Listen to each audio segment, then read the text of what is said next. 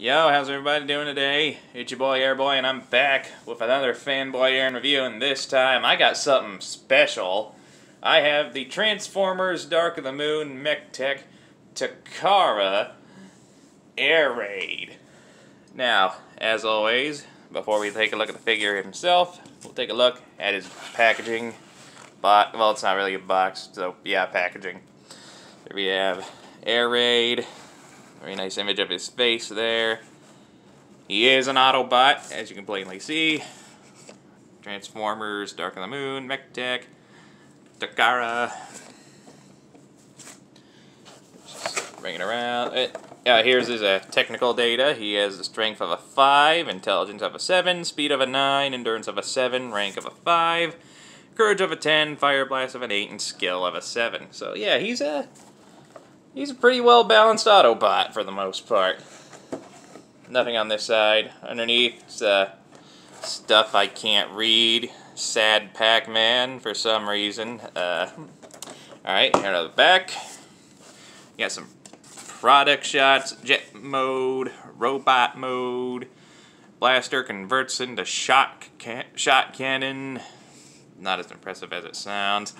Alright, and we got a bio up there. AirRaid is one of the most skillful aerial soldiers among the Autobots. He prefers to fly into the middle of the enemy rather than shoot out from a distance.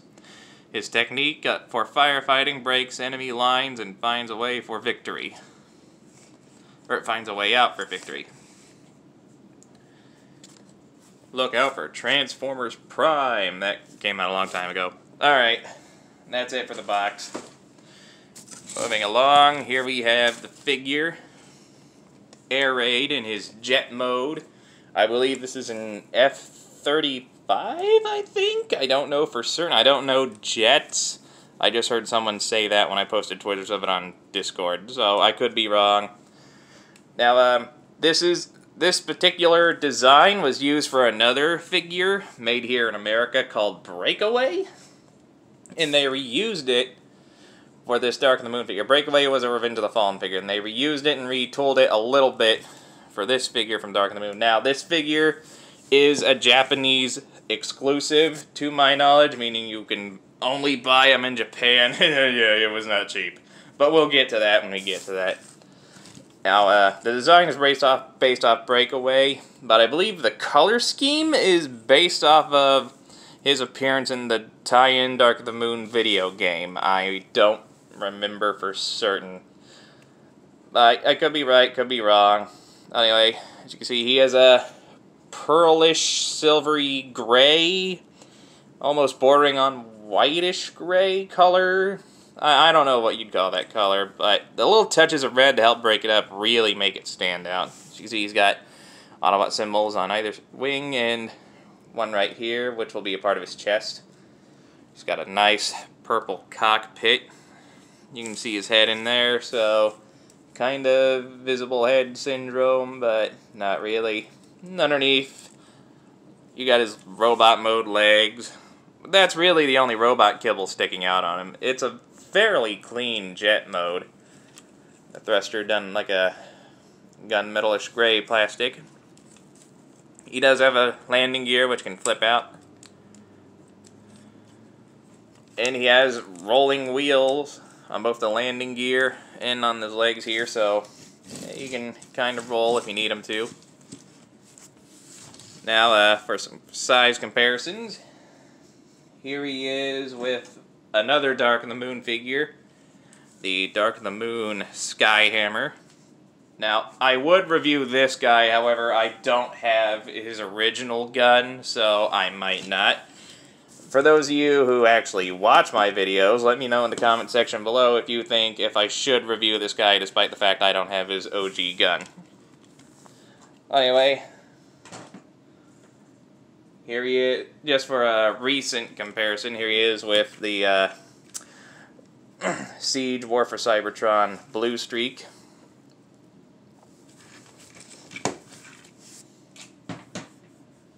And just so you know how he compares with another jet, here he is with the Studio Series Starscream.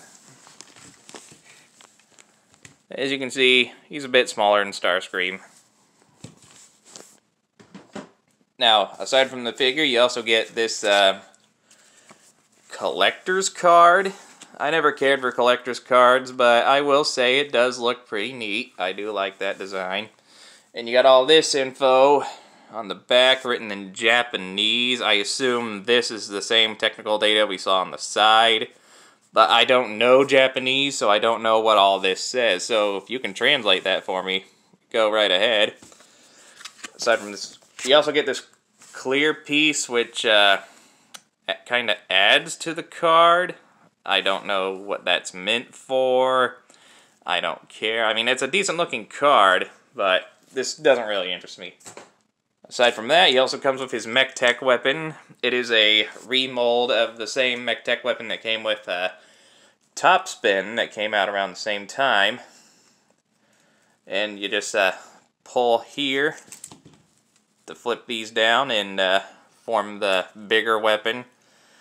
I don't really like the look. I mean, it looks okay, I just don't like the function. I mean, it does not lock into place at all. Like, yeah.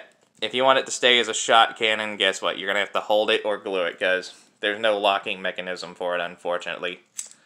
And you can store it on the vehicle mode. Not cleanly, but you can. There's a little port on his back. You can plug it there. And you got ports on either wing, so you can plug it there too if you want. I'm just gonna set this aside. I don't really care unless it has a locking mechanism. I really don't care for any of the mech tech weapons. All right, transformation. Actually, fairly simple for this guy. What we want to do is we want to come back here, pull the legs down, flip this part down as well. You come back here, pull this whole assembly forward until it swoops over the front section here. Take this part, lift it. Okay, what am I doing wrong? Oh, first flip up the landing gear, that might help. Then you take the nose cone section, hold on. Let me swoop that back. I think I kind of skipped the part. Bring that. Okay, no, I could have done it that way. Sorry. Again, I'm not a professional. Go ahead and swoop that back. Bring up this hole. Bring up the whole nose cone section. Flip it up. Take the nose bit. Shift it down. It's on a double hinge in there. You want to come up here. Rotate the wings. Well, actually, don't do that yet. First, you want to separate the arms. And then, rotate the wings. Then you want to bring this back assembly up. You'll notice there's little hooks in there that will attach to each other. And you want to bring these fin parts up as well. Click that into place. And once you do that, you want to take this part here, pull it back, and push it. You want to pull it back and push it down. Basically, you're lifting and kind of hooking it onto something in there. I don't know where exactly.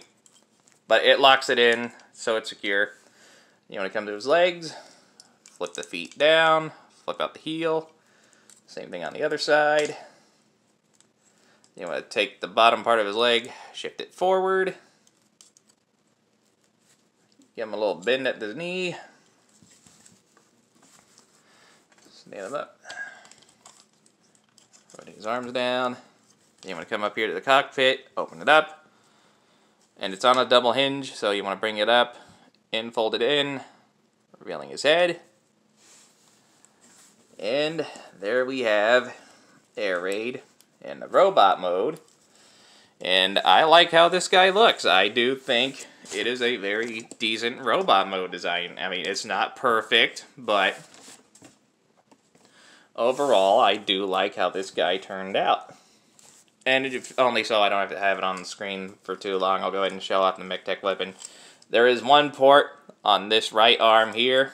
You can plug it in. And there you have his big clunky gun. That, yeah. And if you want to store it, you can plug it on the wing. I'm just going to toss that to the side, and then I'll probably toss it in the junk drawer and find an alternative weapon for this guy. But he doesn't really need one because, as you can see, he has a little minigun built into his wrist. And it does kind of rotate. I mean, not a necessary feature, but I do like it. Just getting closer to the details. The head sculpt's a little tricky to see because of that cockpit window, but I'm going to try my best to turn on the light. It's a decent head sculpt. I don't know how well you can see it, but it is overall a very nice head sculpt. Light blue painted eyes. I do like that. Basically signature Autobot eyes. See, there's a lot of unpainted, this unpainted silverish gray plastic, but what color he does have really helps even him out. I do like how this guy looks with all the green, the black, and the red evenly distributed. Alright, now, posability-wise, the head, it can rotate a little bit, but due to how it's in there, it is a little bit limited. Mostly just a slight left and right. The wings can rotate up and down as well, however you want them. The arms can do a full 360, but the wings can get in the way of that. They go out about that far. There is a bicep swivel, and there's a little feature in there that makes it look like some metal parts inside him are moving. I do like that. I don't remember what they call that. The wrist can fold down. He does have waist rotation, but it works better if you unhook this back part, and I'm not going to try to do that. But if you unhook the back part, you do get a bit of waist rotation.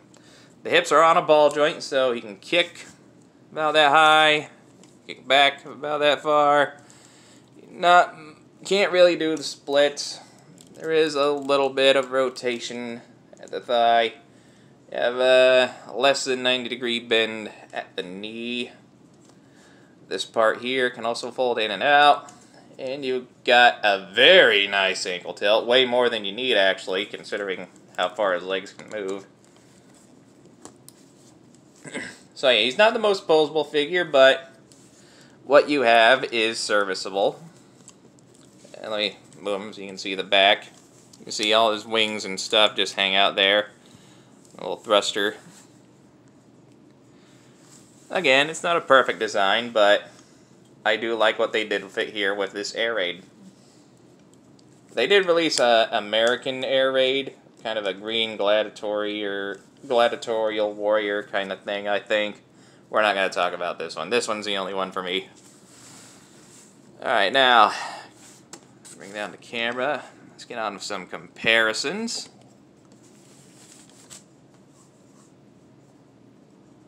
My help if I pause it so I can transform them. Derp-a-derp. Alright, here he is next to Siege, War for Cybertron, Blue Streak. Again, I don't know why the hell his name is Blue Streak. There isn't an ounce of blue on him, except his eyes. And yeah, he is a deluxe class figure. I don't know if I mentioned that. Here he is with another Dark of the Moon figure, the Dark of the Moon Skyhammer. And these two, these two actually don't look half bad together, I will say. Again, don't have his original weapon, but if you want me to review the guy, let me know. I will do it regardless. Here he is next to Studio Series Starscream. In the tie-in video game, these two, they butted heads consistently. It's one of my favorite parts in that game, because of this little Autobot here. He looked different in the video game, but color scheme-wise, it was more or less the same. And just so you know how he compares with some other recent movie figures, here he is with Optimus Prime and Ironhide from Studio Series. And yeah, again, he's a small jet, but he's a cool looking one.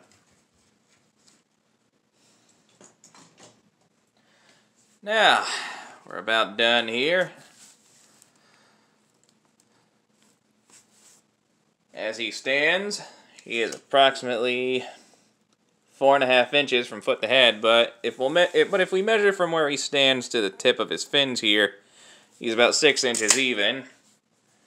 And at the time of release, it's tricky to say how much he was, because, again, as far as I know, he was a Japanese exclusive, so I want to say around the time the movie came out, he was going for between $15 and $25. Now, just due to how hard he is to find and how exclusive he is, you'll be lucky to find him for less than $100.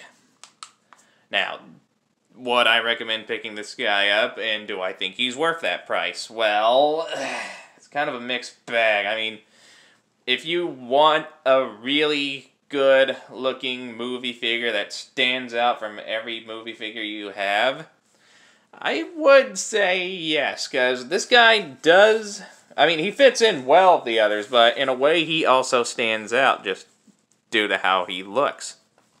I mean, he uses an older design, but he makes it look much better than it actually is. And overall, and personally, I have no problem with the breakaway mold. I think it's a very good design, very fitting for this character. If you can find it for less than $100, more power to you, but that's probably the best price you're going to find for this guy.